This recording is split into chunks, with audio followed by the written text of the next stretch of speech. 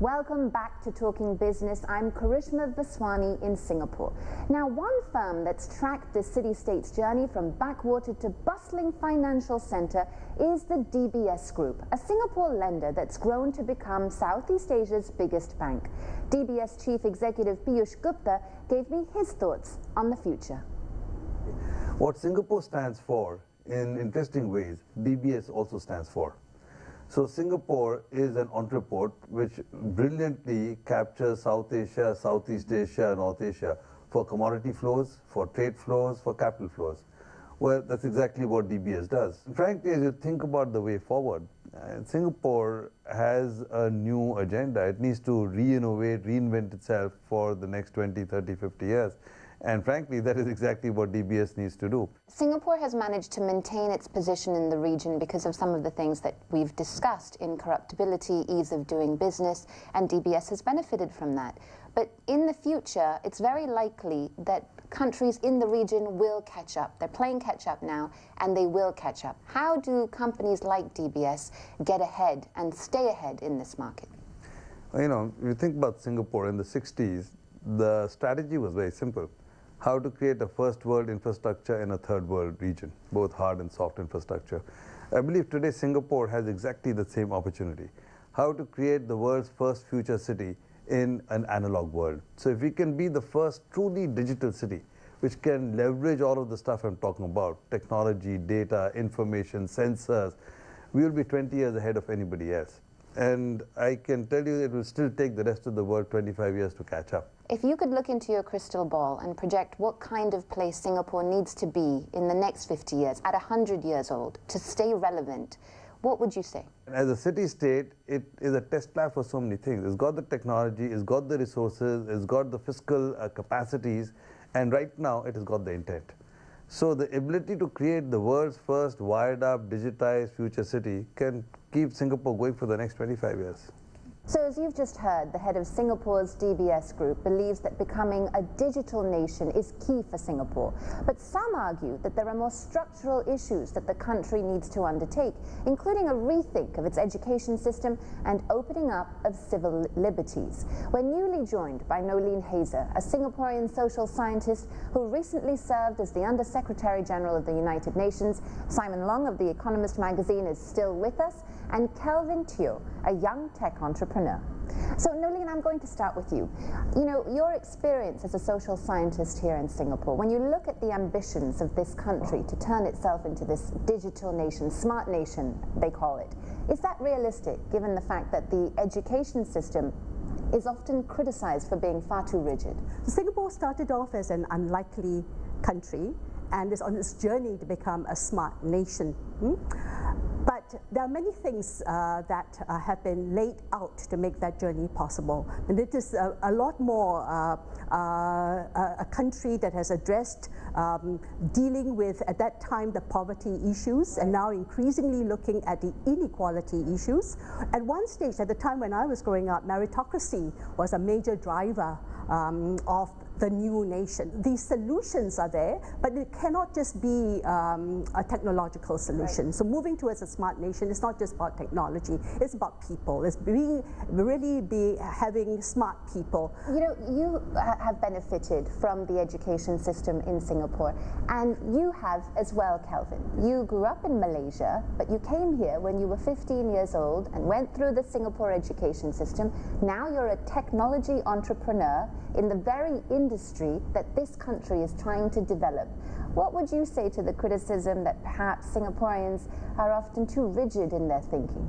I think that Singaporeans, or rather Singapore in general, I think we have very good hardware in terms of having very good training, technical trainings. So there's no shortage in terms of talents and expertise, in terms of technology, in terms of finance, in other math and sciences. But having spent a bit of time in US, such as at the top universities like Harvard, what I do find is that from a technical perspective, a lot of Singaporeans or even Asians in general are very good in it, and perhaps even better than some of our Western counterparts. But what is perhaps lacking is the sense of conviction in terms of pursuing some of the careers or the opportunities that may have not been tried and tested in Singapore. And I think what we're seeing is a gradual change, a transition, whereby the first wave of Singaporean entrepreneurs have these pioneers have successfully blazed the trail in terms of showing that Singaporeans can actually start really good tech startups and have reaped the rewards of it. And the second generation of entrepreneurs are gradually rising up to that occasion. I think that mindset's going to change. I mean, it sounds like it has to change because it's in line with what the government's trying to do to turn this place into more of a digital city. I suppose it will change as you get more and more examples of successful local startups, of which there are, to be honest, not that many at the moment. But when people see their peers or just slightly older people making fortunes very quickly, then presumably the others will seek to emulate them. Nolene, from your conversations with people here in Singapore, do you get a sense that there is the political will that they actually recognize the need that for their ambitions to be realized, they've got to move in this direction? I think so. If you listen to some of the speeches of the leaders and also the different discussions, it's not like innovation is not happening here. But the main core is actually making sure that the country as a whole, that people, especially the young people, feel that they are stakeholders to a future. And in order to be a stakeholder and help to be co-creators of the country's next journey, if you like, you have to engage and you have to have genuine partnership and genuine respect for ideas, some of which may be, and including lifestyles, may be actually not what you want. As we cast our eyes forward to the next 50 years and we look at what Singapore might look like when it's 100 years old, I'll start with you, Kelvin, as the youngest person on the panel. What do you think the sort of technological shape of Singapore will be at that point? SMEs are seeing that growing domestically, organically in Singapore is no longer sufficient for them to sustain their growth, and therefore they're kind of forced to venture out into Southeast Asia or even into the regional markets.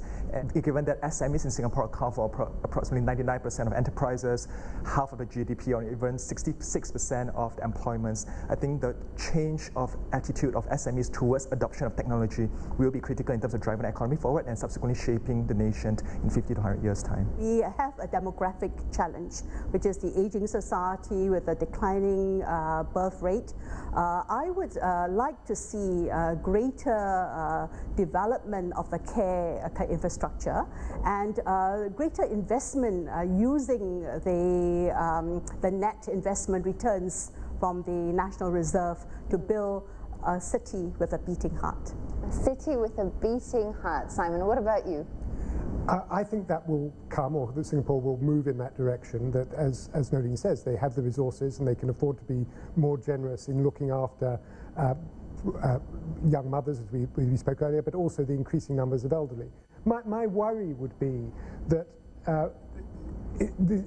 current trends continue and you see a society which is no longer one which is broadly harmonious and meritocratic, but one in which things are very good for the young, well-educated, who have lots of opportunities, not so good for a lot of less educated Singaporeans who find themselves without enough cash, particularly when they're reach retirement age, and still pretty grim, frankly, for large numbers of migrant labourers doing low-paid jobs.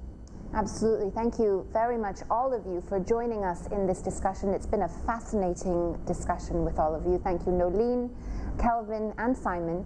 Well, this is the last program in this series of Talking Business. We'll be back on BBC World News on the 11th of September with a special program from the World Economic Forum in Dalian, China.